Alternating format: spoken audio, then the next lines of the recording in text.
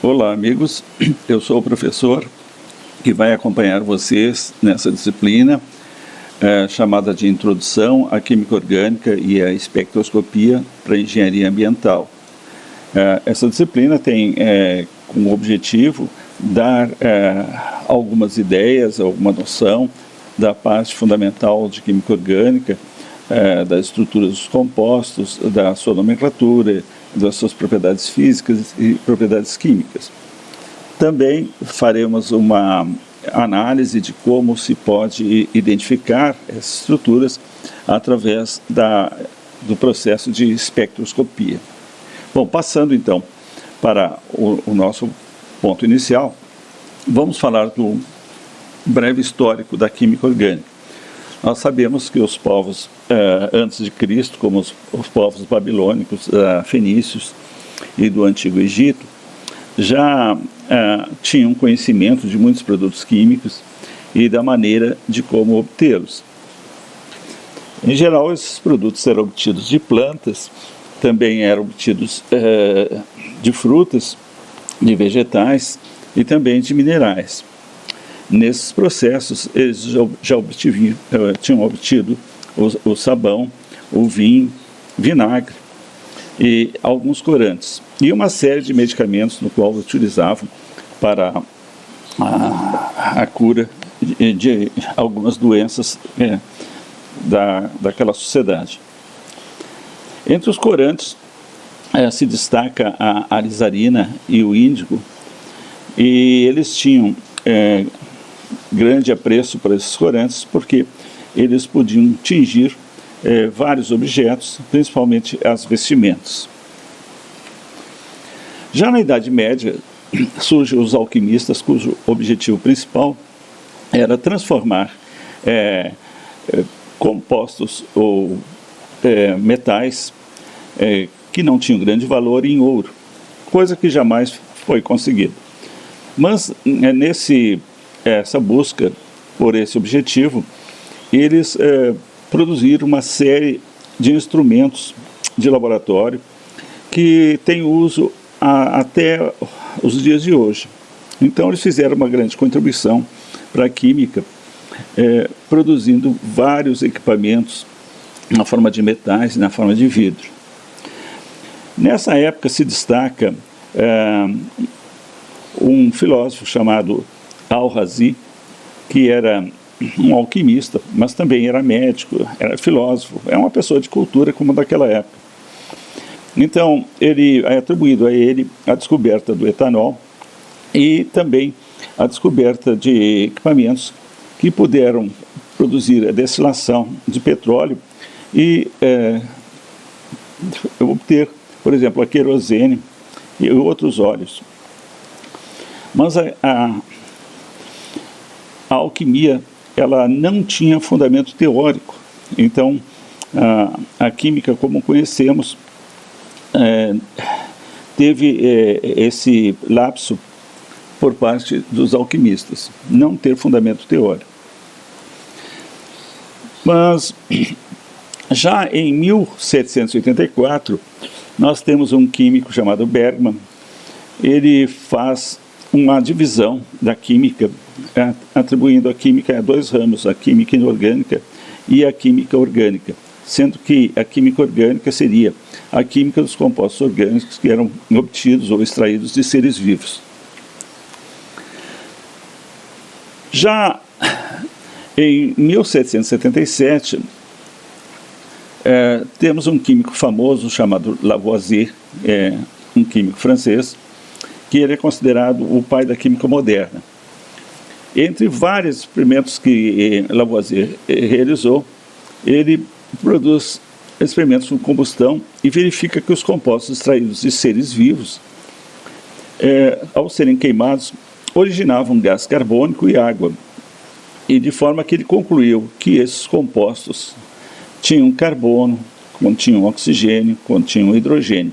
A forma como eles faziam era pegar uma quantidade determinada de produto orgânico, vamos supor 1 quilo, queimar esse produto e gerar gases. Desses gases, por exemplo, se tivesse carbono, eles borbulhavam uma solução de hidróxido de cálcio, e obtinham carbonato de cálcio. Pela quantidade de carbonato de cálcio obtida, eles calculavam o número de carbonos. Também dessa forma, eles obtinham a água pela queima, e eles determinavam pelo peso da água a quantidade de hidrogênio. E assim, eles calculam os elementos carbono, hidrogênio, oxigênio, nitrogênio, entre outros. Mais adiante, surge uma teoria chamada teoria da força vital. Essa teoria é defendida por um químico muito famoso na época, chamado Berzelius, que ele propõe, vendo a dificuldade que se tem em sintetizar compostos orgânicos, ao passo que compostos inorgânicos eram bem mais fáceis de ser obtidos, ele atribui a isso a uma força especial que só os compostos vivos tinham capacidade para sintetizar. E ele chama essa capacidade de síntese dos compostos vivos de força vital. Com isso, ele desestimula a procura de síntese em laboratórios de compostos orgânicos, porque só seria possível essa síntese feita por seres vivos. Mas, como uma ciência, aparecem vários contestadores. Wöhler, entre 1880 e 1882, ele consegue sintetizar a ureia a partir de um composto inorgânico chamado cianato de amônio. Ao aquecer, ele produz ureia. E ele verifica que ele obteve a ureia porque ele tinha um exemplar de ureia, e ele verifica o ponto de fusão do composto que ele sintetiza e desse composto que ele tinha guardado. E o ponto de fusão é o mesmo. A coloração da ureia branca também batia com o composto de referência. E essa ureia que ele tinha como comparação era obtida de urina de cães. A ureia, ela é um produto extremamente importante para a agricultura e também para medicamentos e vários outros produtos. E ela é celebrada através da edição de um selo na Alemanha que relembra essa síntese. Bom, após essa descoberta, então, se verificou que era possível sintetizar esses compostos em laboratório. Nessa época, entre outros químicos como Kekulé e Cooper, eles desenvolvem de maneira independente o conceito de estrutura química.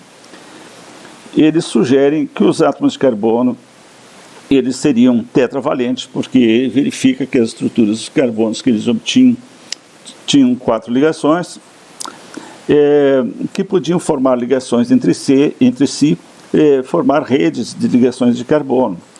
E nessa época, então, aparecem as primeiras formas moleculares que são sugeridas, e elas são desenhadas na forma de linhas, e na forma de átomo, por exemplo, o carbono é C, o hidrogênio H e assim por diante. E dessa forma, então, começa a aparecer as primeiras fórmulas estruturais dos compostos. Já na segunda metade do século XIX, então, surgem centenas de novos compostos orgânicos, e um em especial é muito saudado, que é a malveína. A malveína ela é sintetizada por Perkins e é o primeiro corante sintético. Esse primeiro corante, então, dá origem a novos corantes e surge, então, o corante de laboratório.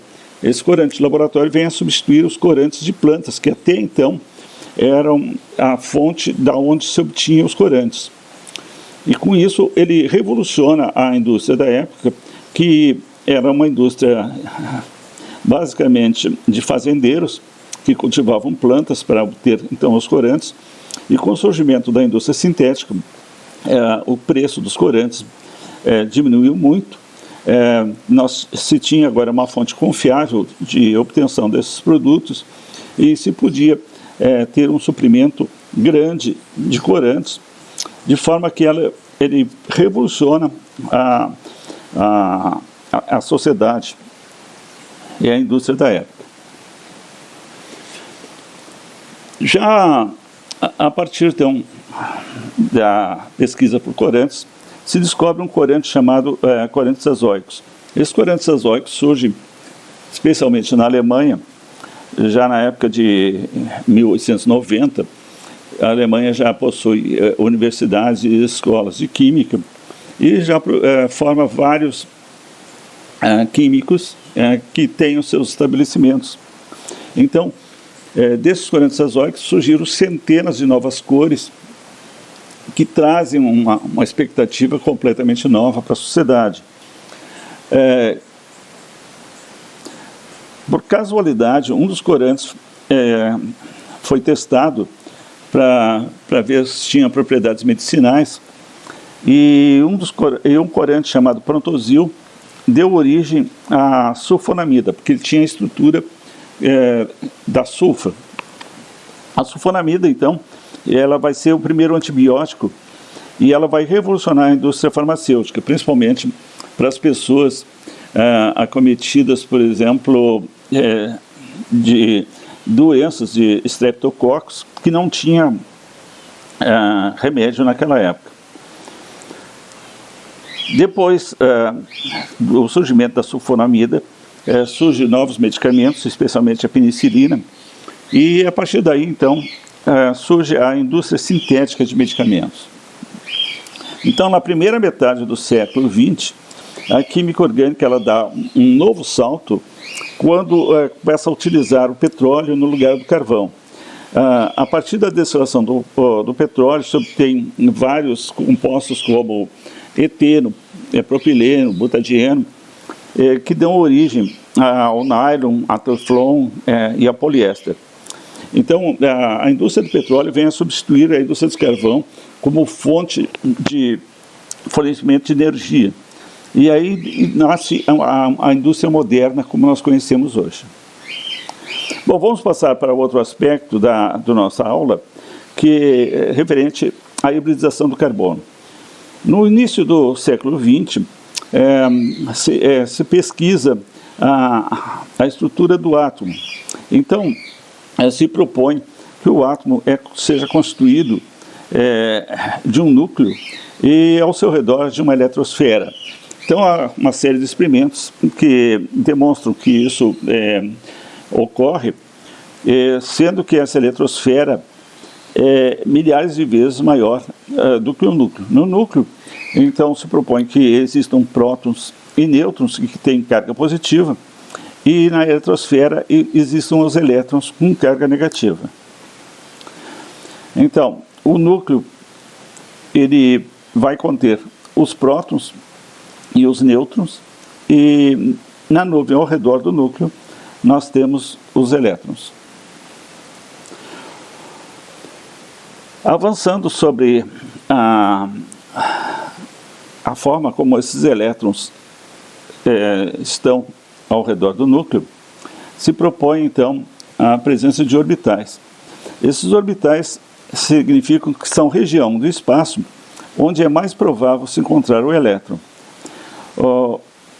Esses orbitais são designados com a letra S, P, D, F, sendo que, por estudos matemáticos e estudos físicos, se observou que o orbital S ele é esférico e ele tem uma simetria entre os eixos X, Y e Z. Já no orbital 2S, ele tem um orbital, ele é também de formato esférico, mas ele é maior do que o orbital 1S. E ele possui um nódulo, ou seja, uma divisão entre a forma como o elétron está circulando em cima e embaixo, e ele está representado nos três eixos.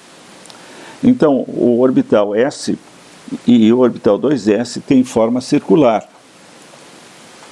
Já o orbital P, ele tem a forma de halteres. No orbital P, nós temos três orbitais P. um orbital que está no eixo X, um orbital que está no eixo Y e um orbital que está no eixo Z. Então, se nós combinarmos esses 3 orbitais, nós teremos esses 3 orbitais 2p nesses 3 eixos. O orbital P tem uma energia mais alta que o orbital 2s, e ele está mais distante do núcleo, ele está mais afastado do núcleo.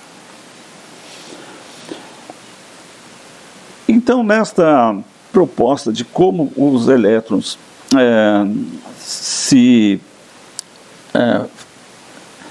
adicionam a esses orbitais, Hund, que foi um físico, ele criou uma teoria que os elétrons vão preenchendo por camada esses orbitais.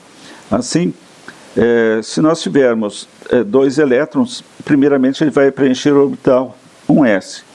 E esses elétrons vão girar dentro desses orbitais de forma diferenciada, ou seja, se um orbital gira no sentido horário, o outro gira no sentido anti-horário, formando um par.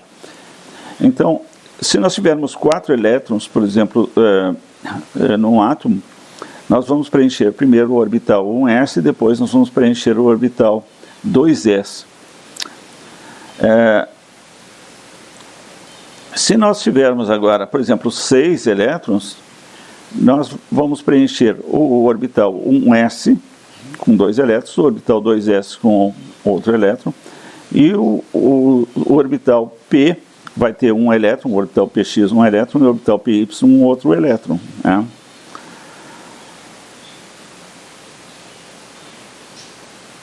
Se tiver 10 elétrons, por exemplo, então ele vai preencher todos os orbitais 2p.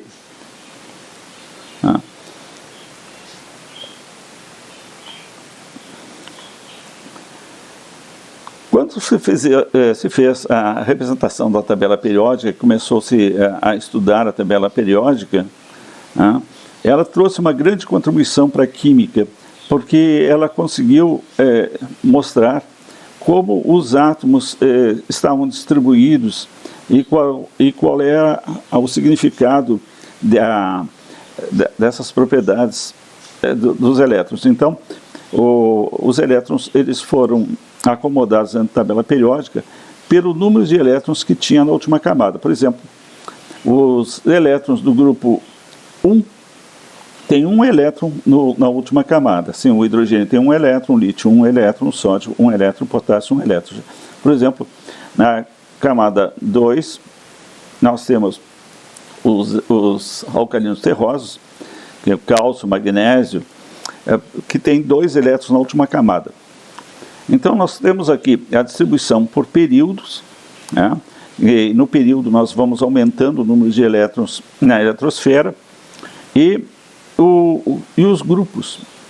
Então, o número de grupos representa o número de elétrons que tem na última camada. Por exemplo, o carbono, ele está no segundo período no grupo 4, ou seja, ele tem 4 elétrons na última camada. O nitrogênio vai ter 5 elétrons na última camada. Então, para o carbono, que sabia-se que tinha 6 elétrons, se propôs a forma de 1. Então, se preencheu primeiro nível 1s, depois o nível 2s, e sobrou, então, os 2 elétrons, que são 6, para os orbitais, por exemplo, x e y.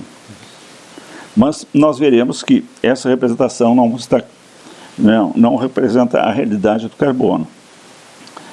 Se verificou que o carbono, dessa forma, ele seria bivalente, mas já se sabia que o carbono não era bivalente, o carbono era tetravalente. Então, tinha que se encontrar uma maneira de explicar por que o carbono não é bivalente e ele é tetravalente.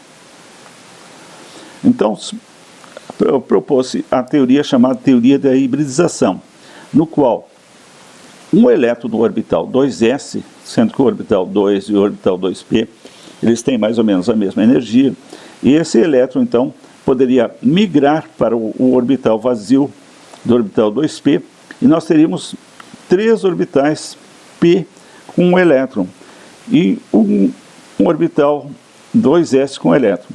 Agora, se nós fizéssemos uma fusão aqui desses 4 orbitais, o orbital S com os 3 orbitais P, nós teríamos o processo chamado de hibridização. E nós teríamos, então, 4 elétrons, sendo que um elétron é do orbital 2s e os outros 3 elétrons serão do orbital 2p.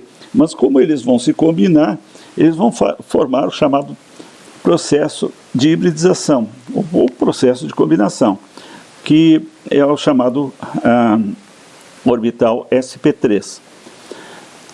Entendamos agora que o orbital S tem a simetria circular e o orbital P tem simetrias de halteres. Então, reforçando essa ideia, é que essa energia necessária para fazer esse elétron saltar de nível, levando à formação de 4 orbitais híbridos, na hora que formasse as combinações com outros átomos, essa quantidade de energia da combinação com outros átomos superaria a energia necessária para fazer esse salto quântico. Então, na representação do orbital P, nos livros se representa através de cores, por exemplo, azul e vermelho. Essas cores são as densidades de carga nesses orbitais. Aqui tem um lóbulo em que o elétron não circula. O elétron pode estar em cima ou embaixo ao mesmo tempo. Mas a carga é diferente. Então, a densidade de carga, por exemplo, no azul seria a densidade de carga positiva e no vermelho densidade de carga negativa. E essa combinação de orbitais se dá pelas densidades de carga semelhantes. Por exemplo, se o orbital S tiver densidade de carga positiva, ele vai se combinar com esse lóbulo aqui, que tem também densidade de carga positiva. Ao fazer essa combinação, esse lóbulo aumenta de tamanho, ele fica maior e o de carga negativa diminui. Então, nós temos então a combinação do orbital S com esse orbital P. Então, quando isso acontece, nós temos o processo de hibridização. Então, nós vamos precisar agora de um orbital 2s para se combinar com 3 orbitais P. Então, isso vai levar à formação dos 4 orbitais híbridos, chamados orbitais sp3, que vão ficar na forma de um halteres. Essa proposta é porque essas zonas têm cargas elétricas que se repelem. E a forma tetraédrica é a forma de maior separação entre os elétrons.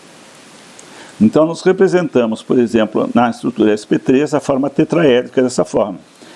Então, aqui tem os lóbulos menorzinhos, são aqueles que não é onde o orbital S não se combinou.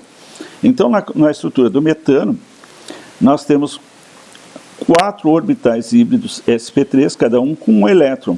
Então, nós temos um elétron aqui, outro elétron nesse orbital e assim sucessivamente. Nós vamos verificar que, para formar a estrutura do metano, nós vamos precisar de 4 orbitais S de hidrogênio. No orbital S do hidrogênio, nós sabemos que tem um elétron. E aqui nesses orbitais sp3 também tem um elétron. Então, quando houver a ligação, a formação da ligação entre o orbital sp3 do carbono e o orbital S do hidrogênio, o orbital sp3 tem um elétron e o hidrogênio tem outro elétron. Então, forma-se 2 elétrons aqui nessa ligação. Nós temos aqui uma ligação sigma. Se nós fôssemos representar essa estrutura, nós podíamos representar na forma de um carbono, por exemplo, um tracinho, né, e um hidrogênio. Só que nesse tracinho nós temos 2 elétrons formando a ligação.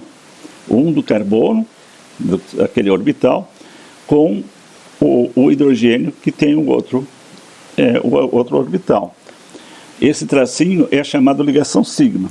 Nessa ligação sigma, o hidrogênio ele pode girar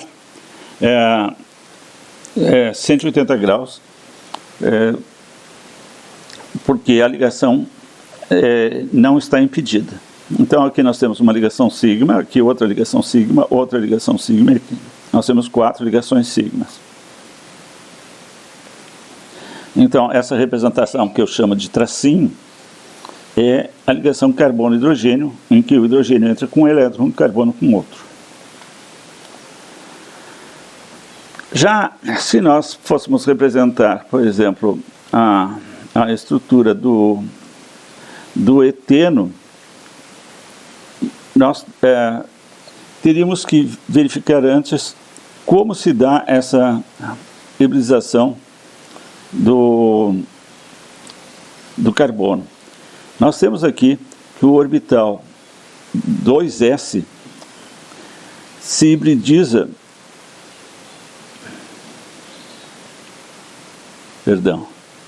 vamos voltar um pouquinho.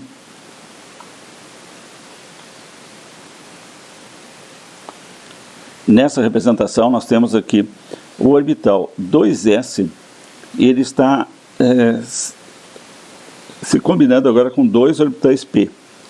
Então ele está formando 3 orbitais sp3. Então aqui nós temos os 3 orbitais sp3. Observe que um orbital p não se hibridizou com o orbital s. Então esse orbital p que não se hibridizou, ele fica paralelo aos eixos x e y. Nós temos aqui os orbitais sp2. Então o orbital sp2 ele contém 3 orbitais sp2 e um orbital p que não se hibridizou, que a gente chama orbital p puro. Quando forma a ligação entre 2 carbonos com orbital sp2, nós temos a molécula chamada molécula do eteno, que é essa aqui. Então, aqui nós temos o orbital sp2 de um carbono que se hibridiza com o orbital sp2 de outro carbono, nós vamos formar uma ligação sigma. Essa ligação sigma, nós vamos dizer que seja esse tracinho que está aqui embaixo. Agora, esses dois orbitais p, eles vão se combinar, né? E eles estão de maneira frontal. Então essa nuvem eletrônica que contém um elétron e aqui outro elétron vai formar uma ligação π. Então essa ligação π fica em cima e embaixo. Nós representamos agora pela segunda linha aqui. E o restante é as ligações sigmas de hidrogênio. Observe que essas combinações são por orbitais de mesma fase, ou orbitais de mesma densidade. Por exemplo, azul com azul, vermelho com vermelho. Positivo com positivo, negativo com negativo. E aqui nós temos uma ligação, então, nós temos uma ligação π e aqui uma ligação sigma. Já na ligação sp, nós temos só a combinação de um orbital s com um orbital p. Então nós temos uma ligação sp. Os outros 2 orbitais p não se combinam. Então aqui nós estamos representando aqui os orbitais p em verde. Por exemplo, um orbital p, vamos dizer que seja esse, não se combinou, e esse orbital amarelo aqui seria o orbital P que também não se combinou. Nós temos 2 orbitais P que não se combinaram. Então só formou uma ligação aqui, chamada ligação sp.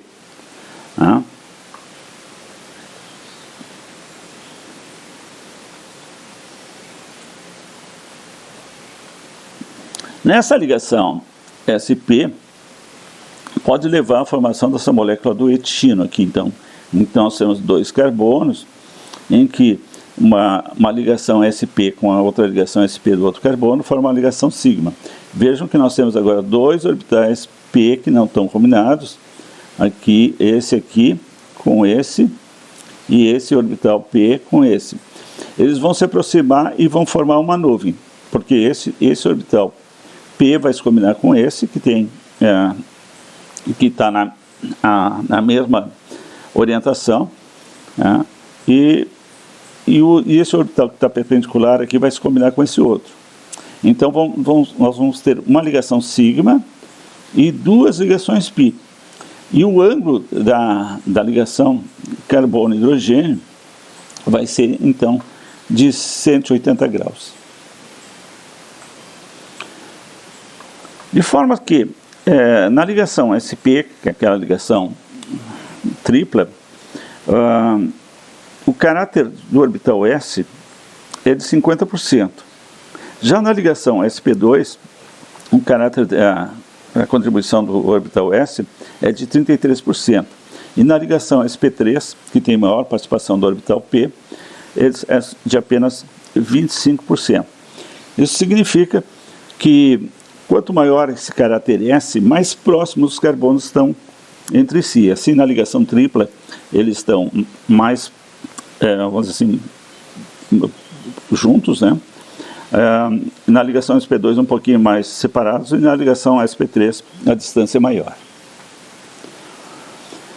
Bom, em relação à representação que nós temos hoje das cadeias carbônicas, existem diferentes formas de representar. Por exemplo, se a estrutura ela for linear, por exemplo, só carbono e hidrogênio, nós temos uma cadeia dita cadeia normal.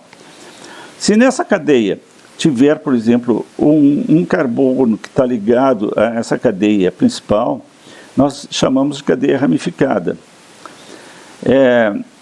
Ela não precisa ser normalmente uma estrutura só de carbono e hidrogênio saturado, assim, com todos os orbitais do carbono ocupado por hidrogênio. Podemos ter a ligação dupla ou ligação tripla. E nesse caso, se tiver uma ligação dupla ou tripla, nós vamos ter uma estrutura insaturada.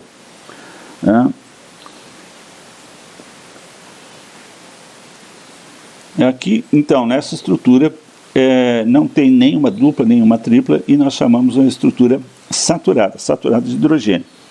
Além dessas cadeias de forma linear, como nós estamos escrevendo aqui, existem essas formas cíclicas. Podemos ter a forma triagonal, a forma tetraédrica, a forma pentagonal. Elas podem conter ligação dupla ou não. As moléculas podem ter outros ciclos, além de um ciclo só. Podemos ter uma combinação de outro ciclo. Então, nós ter uma estrutura de um biciclo, podemos ter uma estrutura com 3 ciclos, né?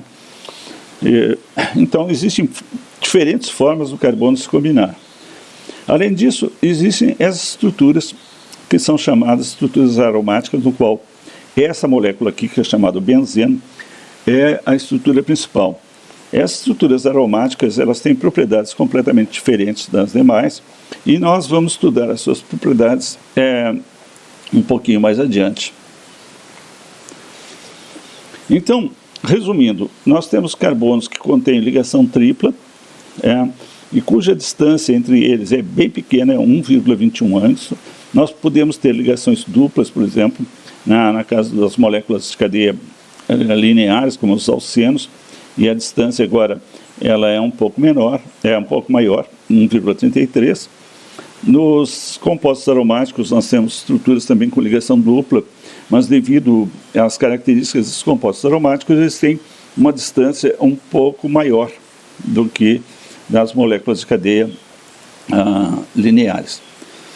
E a maior distância é nas ligações que tem a ligação sigma carbono-carbono. A distância é maior aqui, e ela é de 1,54 anos. O diferencial aqui é que quanto mais próximos os carbonos ficarem entre si, maior a força de atração de ligação. Assim, se nós tivermos um hidrogênio ligado a esse carbono com tripla, o elétron desse hidrogênio ele é atraído para dentro dessas nuvens π. Ele é puxado por causa da força da ligação das ligações π.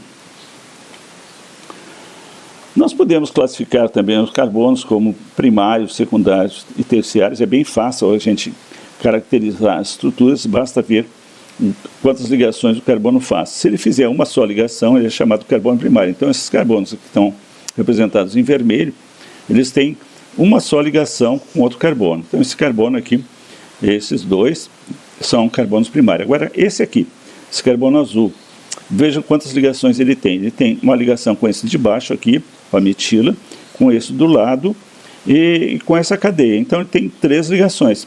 Então, ele é um carbono terciário. Agora, vamos ver esse outro carbono. Esse carbono, ele está ligado com esse grupamento todo aqui. Então, ele faz ligação aqui com as 2 metilas. Então, ele tem mais 3 ligações e agora está ligado com esse aqui. Então, ele está fazendo 4 ligações. Então, esse carbono é chamado carbono quaternário. Então isso é fácil de identificar.